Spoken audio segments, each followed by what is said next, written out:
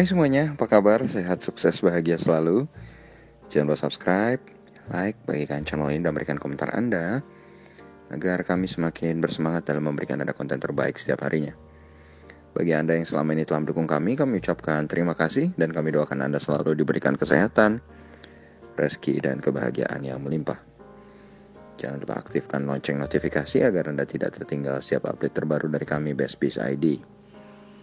Dan langsung saja kita mulai dengan sebuah market review dan juga rekomendasi untuk perdagangan besok hari Jumat 4 Juni 2021. Perlu kami tegaskan, rekomendasi ini bukanlah sebuah ajakan untuk membeli ataupun menjual saham-saham yang kami rekomendasikan. Dan apabila Anda tertarik dengan hasil-hasil rekomendasi kami, silahkan Anda lihat Instagram kami yang tertera di kolom deskripsi.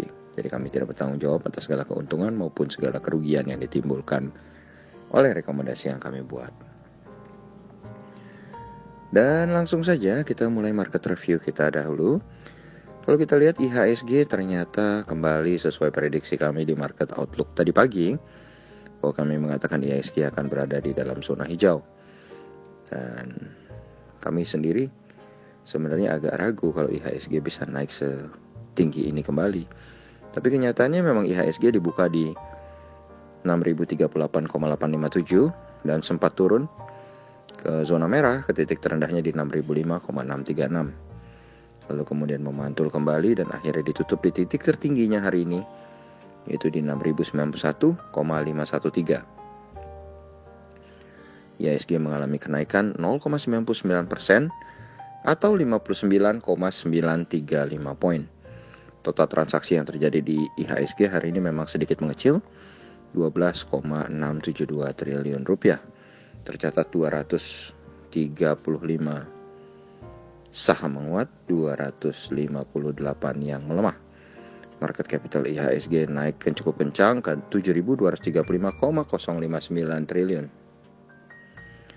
Dan kalau kita lihat memang IHSG sudah mengalami kenaikan 6 hari berturut-turut sejak tanggal 25 0,91%, tanggal 27 0,45%, tanggal 28 0,12%, tanggal 31 1,69%, tanggal 21 1,41%, dan hari ini 0,99%. Dan investor asing kembali mengembukukan net foreign buy sebesar 1,15 triliun rupiah hari ini di IHSG, dan membuat selama 1 minggu terakhir IHSG sudah berada dalam posisi net foreign buy sebesar 3,62 triliun rupiah, dan selama 1 bulan terakhir 5,37 triliun rupiah. Dan memang ini adalah sesuatu yang mengembirakan tentunya buat IHSG, karena kalau kita lihat dengan jumlah investor asing yang masuk dan juga jumlah transaksi yang membesar, maka ini merupakan angin segar bagi IHSG, walaupun kalau kita lihat IHSG akan menguji resistennya di 6.125 sampai 6.127 mungkin ya, kisaran itu. Kemudian kalau kita lihat kurs rupiah hari ini melemah 27 poin atau 0,19% ke 14.267. Sementara harga emas di pasar spot dunia juga melemah 15,10 poin atau 0,79% ke 1.893,45. Atau kalau dirupiahkan, harga emas saat ini adalah Rp868.515. Dan kalau kita lihat dari opening market regional Eropa, hari ini market regional Eropa mengalami koreksi dengan GDXI atau Xetra DAX Frankfurt mengalami koreksi 0,19% atau 29,9 poin ke 15.572,81. Sedangkan FTSE 100 Index London mengalami koreksi 0,67% atau 47,7 poin ke 7.060,3. Dow Jones Index Future juga nampak melanjutkan pelemahannya, melemah 0,19% atau 64 poin ke 34.526, dan DXY atau Dollar Index juga tampak sedikit menguat 0,16% atau 0,143 poin ke 90,052. Dan langsung saja kita mulai dengan 3 buah saham yang kami rekomendasikan untuk esok hari. Mengingat IHSG sudah 6 hari berturut-turut mengalami kenaikan. maka kami akan memilih saham-saham di luar saham-saham penggerak indeks kali ini.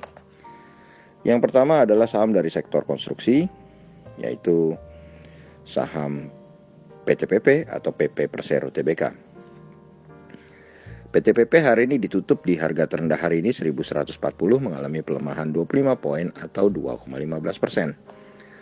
Rentang harga PTPP sendiri hari ini adalah dari 1140 sampai dengan 1175 dengan total transaksi 24,79 miliar rupiah. Hari ini cukup lumayan. Price earning ratio untuk PTPP adalah 54,9. Jadi secara valuasi memang PTPP sudah termasuk saham yang mahal. Sedangkan market capital atau nilai pasar dari PTPP adalah 7,07 triliun rupiah. Kalau kita lihat memang secara monthly atau monthly price range dari PTPP, maka harga terendah PTPP adalah 1055 dengan harga tertingginya adalah 1315. Jadi kalau kita lihat secara monthly memang PTPP sudah sedikit berada di bawah mid channel atau di daerah zona pertengahan.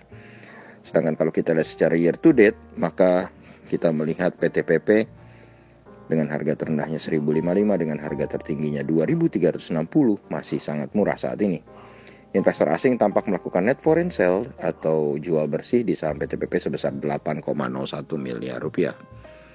Bagi kami PTPP memiliki support di 1095 dengan resisten di 1320. Berikutnya kami punya saham dari pertambangan batubara, yaitu Delta Dunia Makmur Tbk atau kode sahamnya adalah DOIT. DOIT mengalami penurunan 8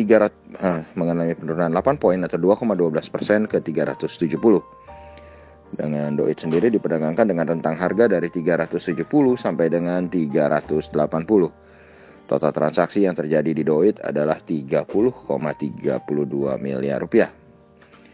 Market capital untuk DOIT memang cukup kecil, hanya 3,19 triliun. Dan kalau kita lihat saham DOIT sendiri selama 1 bulan terakhir bergerak dari 350 sampai dengan 398. Ini membuat harganya yang sekarang 370 sudah berada di medium channelnya atau di zona pertengahan. Begitu juga kalau kita lihat dari segi harganya secara year to date atau dari awal tahun sampai saat ini, harga terendah bagi DOIT adalah 274 dengan harga tertingginya adalah 460. Jadi untuk harga year to date, DOIT pun juga berada di medium channelnya. Investor asing tampak melakukan net foreign sale sebesar 1,02 miliar rupiah di saham DOIT. Dan bagi kami, DOIT memiliki support di harga 350, sedangkan resistennya ada di harga 396. Jadi trading range kami untuk DOIT adalah dari 350 sampai dengan 396. Dan akhirnya kita punya sebuah perusahaan yang bergerak di bidang alat berat dan juga memiliki pertambangan batubara dan pertambangan emas. Anak perusahaan dari Astra International ini adalah United Tractors Tbk atau kode sahamnya UNTR. UNTR hari ini diperdagangkan dengan rentang harga dari 23.275 sampai 23.775. UNTR sendiri hari ini ditutup melemah 125 poin atau 0,53% ke 23.650. Total transaksi yang terjadi di UNTR hari ini cukup besar, 102,11 miliar. Dan price earning ratio untuk United Tractor juga sangat baik, yaitu hanya 11,81. Jadi secara valuasi UNTR masih termasuk perusahaan yang cukup murah.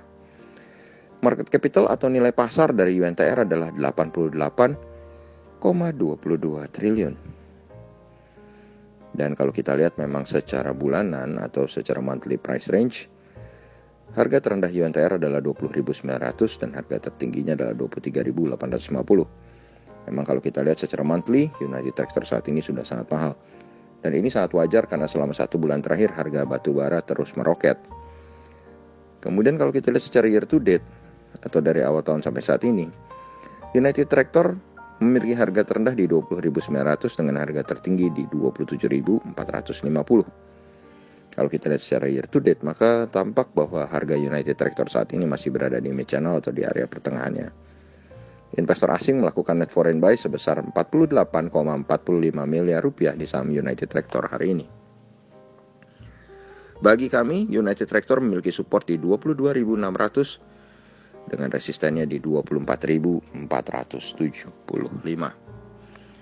Jadi trading range kami untuk United Tractor adalah dari 22.600 sampai 24.475. Demikianlah apa yang bisa kita sampaikan kali ini. Semoga bermanfaat bagi Anda semua. Tetap sehat, tetap semangat, maju terus dalam mencapai profit maksimal di pasar modal Indonesia. Dan jangan lupa untuk selalu berusaha berbahagia. Sampai jumpa.